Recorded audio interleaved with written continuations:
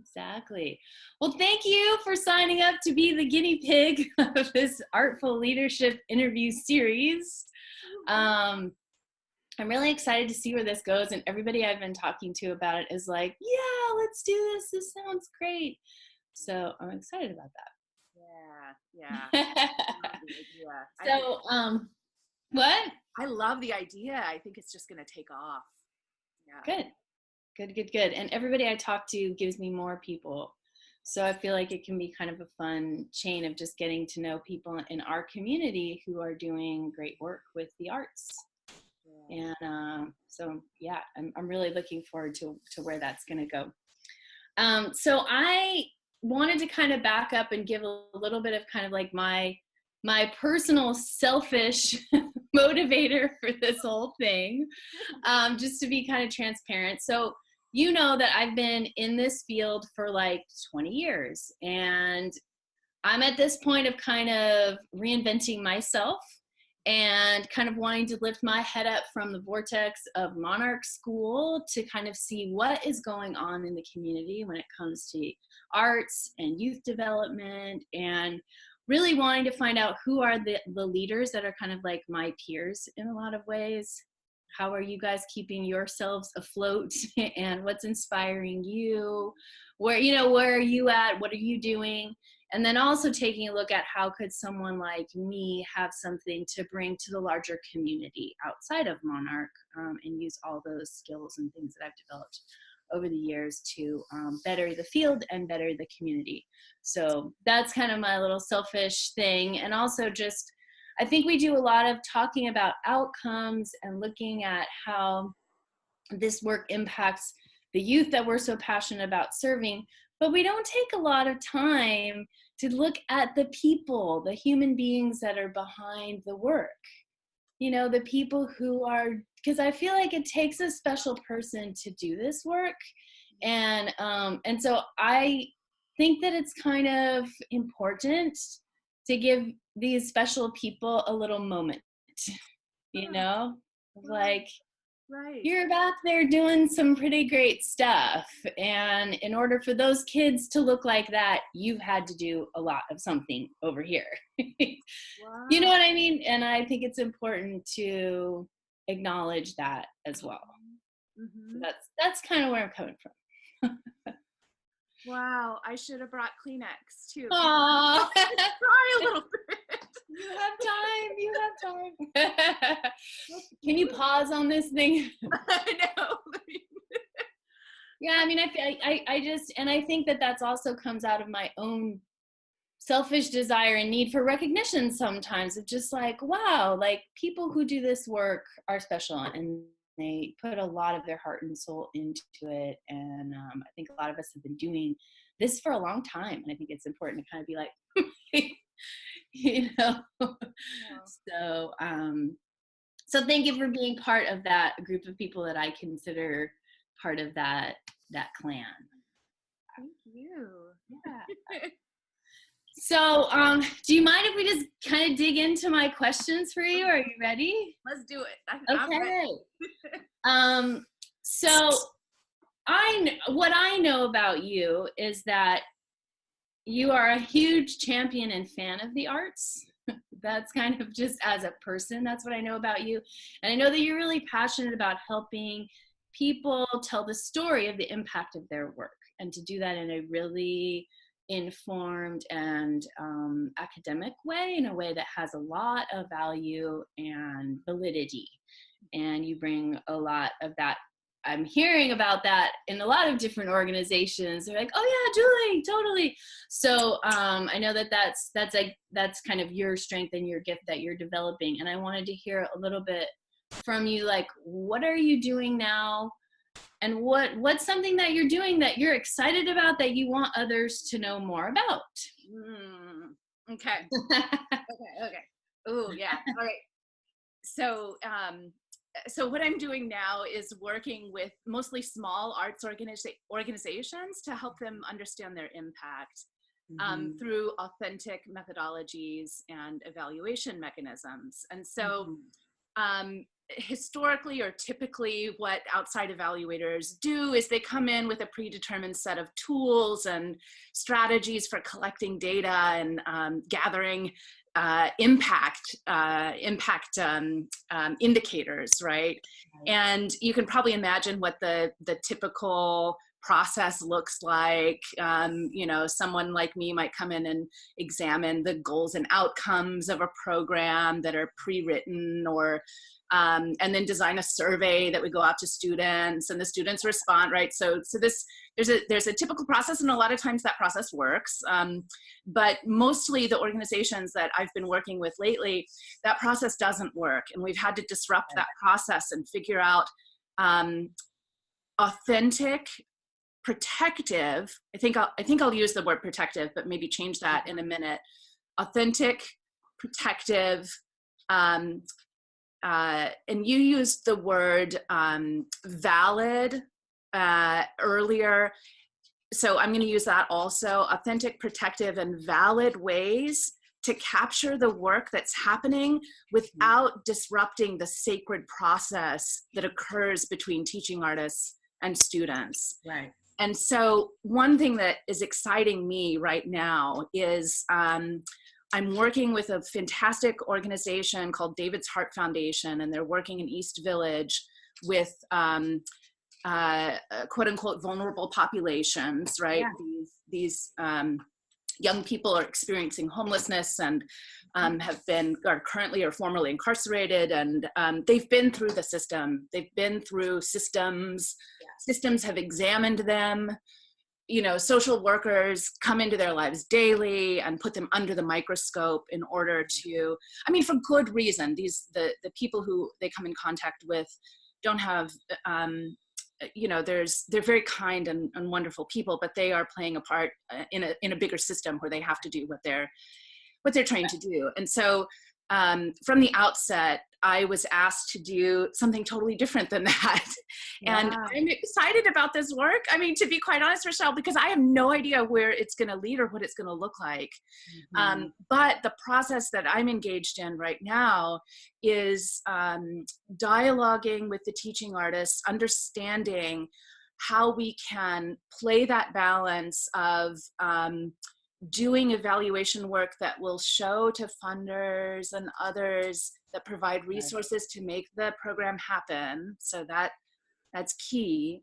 But also, again, be very protective of this sacred space and not intrude on what's happening. And I think a lot of it, I think what the methods will end up looking like are similar to the methods that I employed when I was teaching. And that is, you know, from the outset, care and trust are key. They have to be established. And so what does that look like in an evaluation setting? You know, I'm not sure just yet, but I'm excited about what this can become.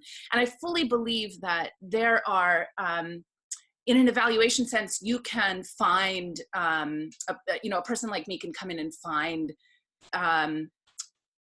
pure, valid, credible outcomes, even through the student work, and not in a way that is evaluating the artwork itself, but in a way that's able to uncover some changes that may have happened through, you know, during their artistic process that might show up in their work somehow. So I don't know, is that like... That is super exciting. And I really love that approach, because that's something that I have struggled as someone who comes from an expressive arts therapy background. How do we use the students' artwork as part of our evaluation system, and not in the sense of like what you were saying, we're not analyzing their work or I don't know, grading it in some sense, but really pulling the stories from it and seeing, because that says so much. And when you see what they're able to do here and here and here and here, that tells you so much about what's going on inside of them. And it's this wonderful artifact that's kind of another aspect of the research, of the outcomes. Yeah. So that's a really cool approach. I'm very curious to see how you guys go about that. Yeah, me too. So I'll follow up. Like, it sounds really cool right now. And just to follow up on this thread, there are two researchers who are informing my work. The first is Patricia Levy, and she has a book called Art as Method. And so there's she's a strong qualitative researcher, and she has lots of tools and advice for how to examine the artistic process without grading its merit, but examining the artistic product without grading its merit, but rather we're looking at it as an artifact of an emotional process or of a developmental process. But sort of juxtaposed against that, I'm also really influenced by the work of Kei-Wang Yang, who's at UCSD, and he is really speaking to me right now. There is an article that I just can't get out of my being that's called Refusing Research. And his big caution is against using pain narratives as fodder for maintaining systems of power.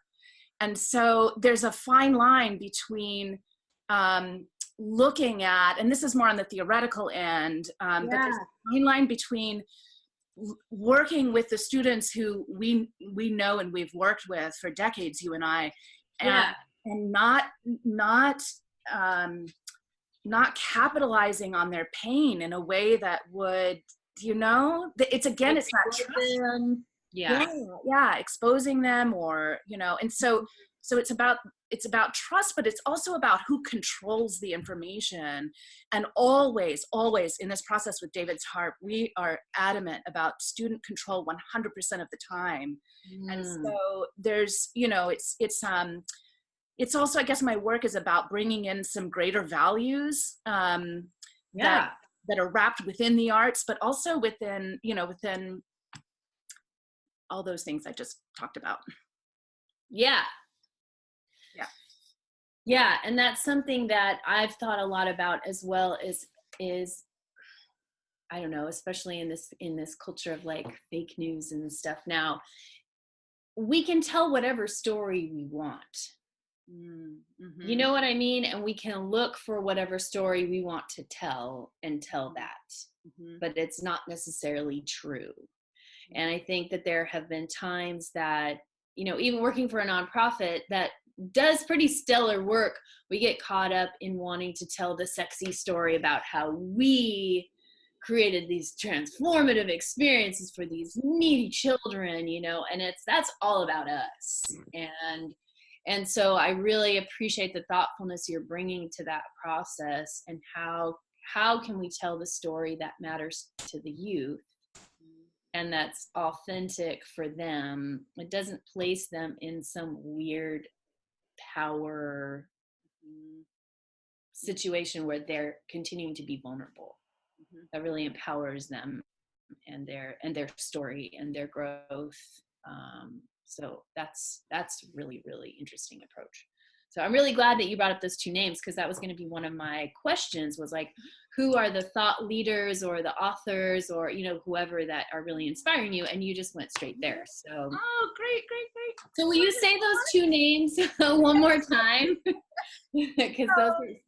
in the methodology world, Patricia Levy, Leavy, and I hope I'm pronouncing her last name right, I've only read her work, has a book called Art as Method. And so she's really informed early on some of the methodologies that I've adopted, particularly in my qualitative work. But theoretically, people like, so Kei-Wang Yang, K is his first initial, Kei-Wang Yang is at UCSD, and he's a sociologist. Bell Hooks is also foundational. So thinking about specifically about, so I have a few spheres of influence, and there's the general education sphere of influence, and I'm trying to be particular in like the arts ed world. Bettina Love is another really great researcher, and she's a hip hop scholar at, and she kind of jokes about it too, like, what does that mean? At the University of Georgia. Yeah, man, I would love to follow up with those are just off the top of my mind. And yeah, but that's already it. on a That's Friday night cozying up with my tea. my brain isn't firing as rapidly.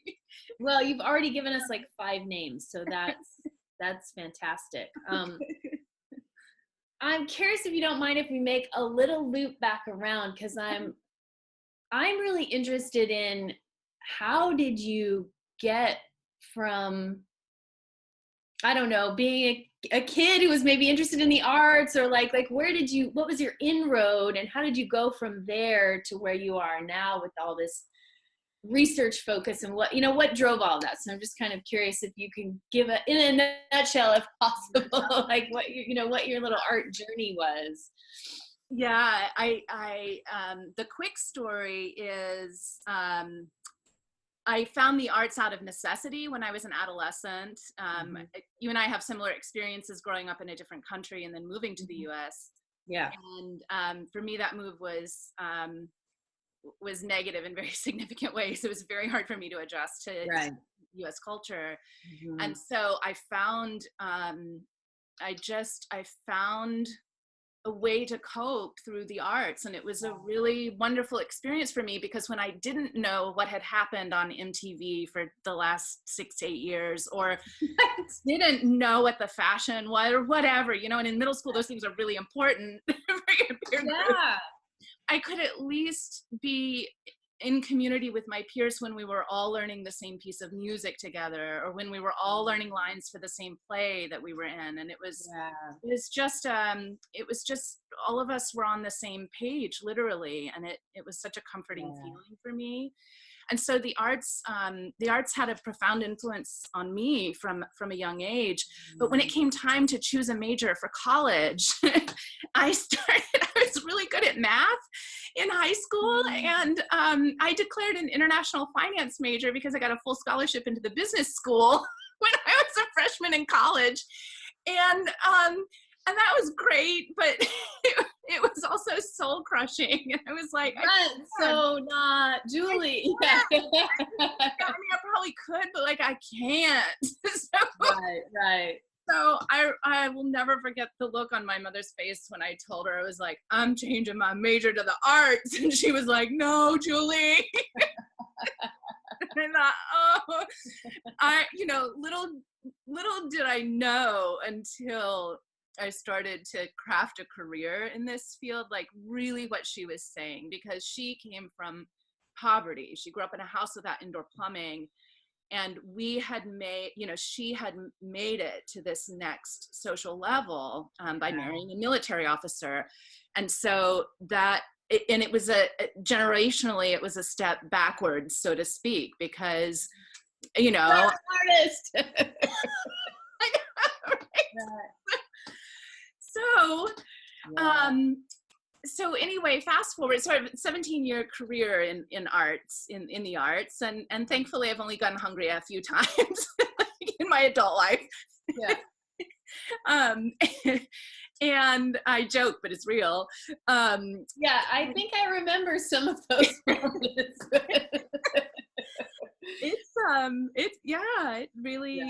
It's real and worth every minute of it, and worth every bit of the struggle. Yeah.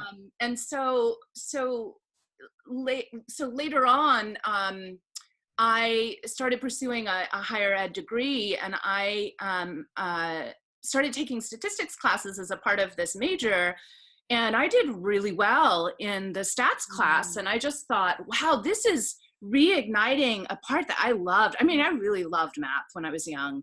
And it reignited this part that I loved. And then I finally put 2 and 2 together, like, oh my gosh, this is such a needful practice for arts organizations to be able to translate their work into, quantitative measures, and be able to communicate that in a way that is invigorating for folks who that type of data speaks to. And so I went to work for a wonderful man at UCLA, and we had clients all over the country, and we were doing high level data analysis. The largest data set I ever worked on was 96,300 and something data points. And so it was really like, and we had we had something hard. People use that word hard. Anyway, there was something to show to the schools and districts that we were working with. And it was just a really neat feeling to know that I can sit in this position, having worked closely in the field with young people and with teaching artists, and have that as part of my DNA, and be able to tell the story from this perspective that speaks to people who aren't in our world, you know. Yeah, and I think that's such a unique combo, because there are so many of us that I was the kid who was crying over my math homework, you know, like, I hate this, but that is so necessary. So wow, what a cool journey.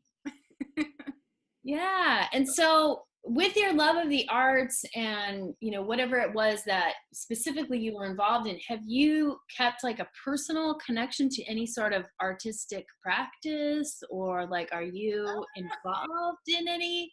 I'm just curious.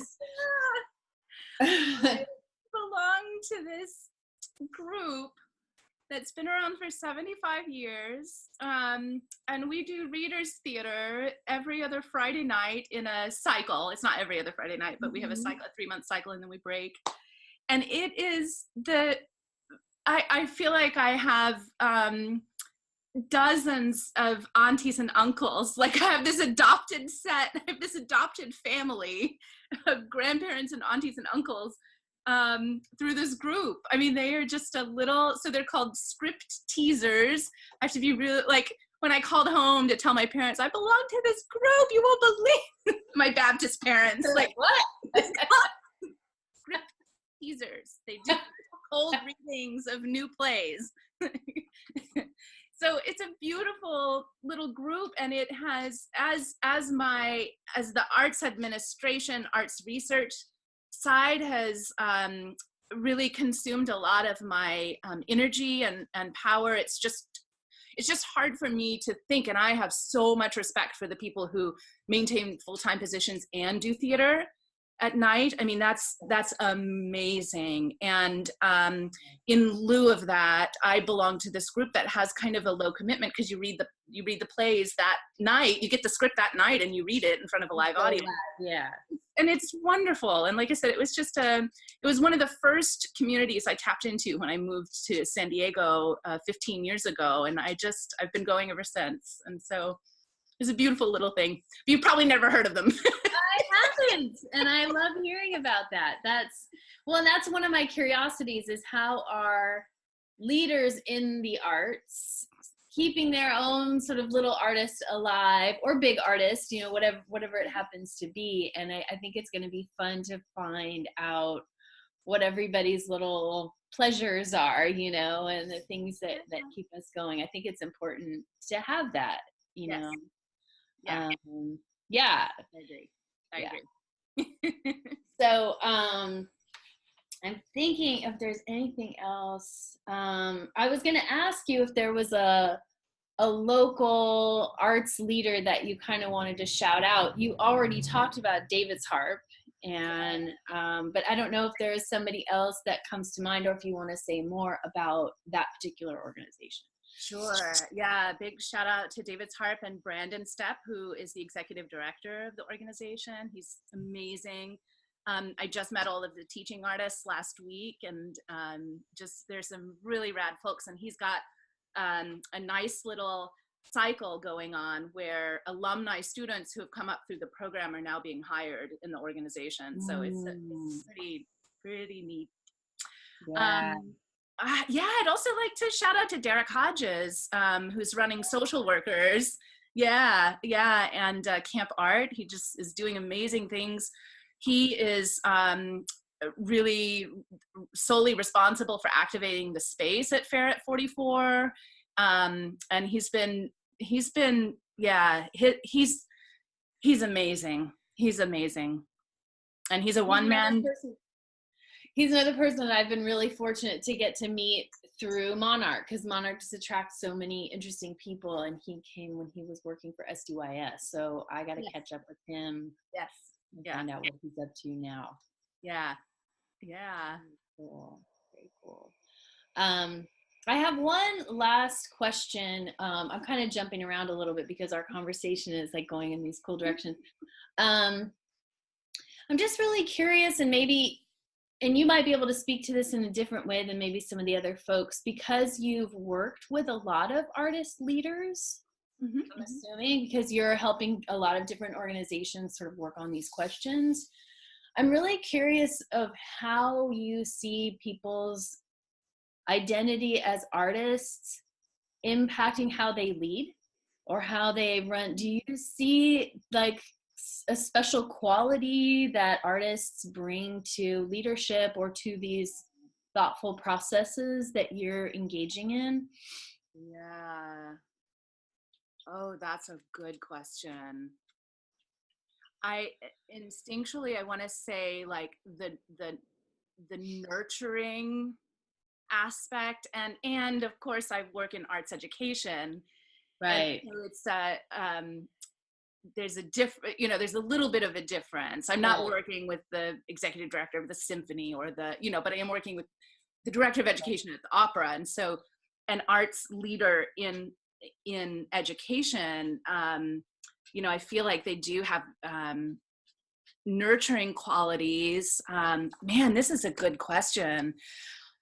I'm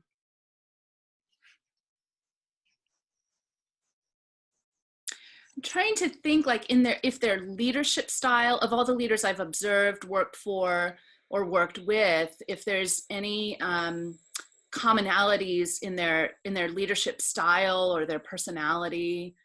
And nothing's coming to mind at the moment. But I do want to get back. That's a really good question. I want to think on that and get back to you. And I want Yeah. to look for it. I'm going to look for it now when I'm in meetings. Yeah, because it's something I'm really thoughtful about on the team at Monarch. Just noticing how the folks who have a strong arts background bring something different to the table in general. And I know for me, when I am claiming that identity as an artist and really speaking from that place, it brings a rich perspective to the conversation that I think that it would be really interesting to know more about and to capitalize on more as artist leaders, and something that I'm really experimenting with a lot. I'm not doing a whole lot of direct service with the youth anymore, but I'm doing a lot of leadership development and coaching and all that kind of stuff in the team. And I'm bringing that artist identity to all of those things. So every conversation that we have involves a creative process. It involves some experiential creative process. And so, and it enriches the conversation so much. So I'm just curious if other leaders are bringing that artistic quality to their meetings, or the way that they're interacting with their teams, or the way that, you know what I mean? It's just a curiosity. Yeah. Something to just put in. I'm gonna get back to you. This makes me think. I'm actually gonna go back and look at my field observation notes. I was fortunate to do some work in Oakland, deep East Oakland, and there was some powerful work happening at the schools there with many artist leaders from the Bay Area. So I'm gonna go back and look at some of those and see like what I can pull out. Cool. Very cool. I mean, I don't consider myself a leader. I've led teams, but I know for me personally, the way I finally figured out how to be artistic in as an administrator, right? As an arts administrator, what I really was able to hang my hat on the grant writing piece, because to me that felt like one of the most creative areas of work that I was doing, because it really was dreaming up something from nothing, bringing it into fruition, creating it, and communicating about it, writing about it. But that's not quite getting at your question. That's not quite getting. I mean, I'm sure all of that creativity and everything definitely came to play in that. But it's just a fun thing to kind of muse about and see. It's something I'm kind of curious about how to hone and develop and help people carry with them wherever they're going as a strength. Ooh, okay. Yeah. More to So, come. yes. That's a So question. I'm wondering if there's anything else that you would like, the community of people that might see this at some point. Is there something you would like people to know, or ways you would like people to get in touch with you if they're interested in learning more about what you're doing or using your services as a consultant, or like Oh, nice. what what do people need to know about Julie, or what would you like to put out there for folks?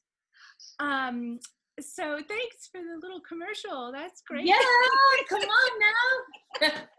So after an inspiring conversation with you, I'm going through an intense like entrepreneurship development piece right now. And so I suspect by the end of this year, my business name will be finalized and all of that. But it's really great work. And thank you it's soul searching work. Like, what do you do? Who are you? What is your value? I just like working with people, Right. So I'm going through a process right now to really hone the language on what I do.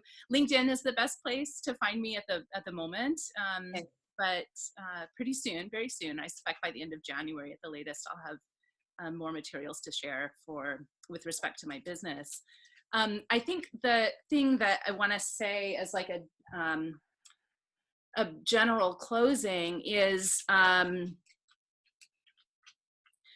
that I'm gonna start to cry maybe. Our work has never been so important as it is now.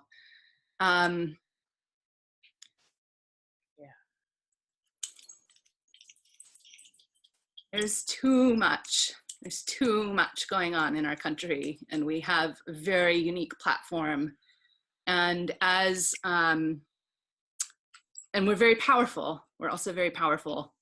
And so we I don't know what else to say other than our work has not had a more impactful and powerful meaning than right now in this moment. So let's get to it. Yeah. Wow. Well, I have goosebumps. That was really powerful. I agree. And that's why I want to do this. Yeah. And that's why I want to connect to everybody who is, because we need each other a lot. And so thank you so much.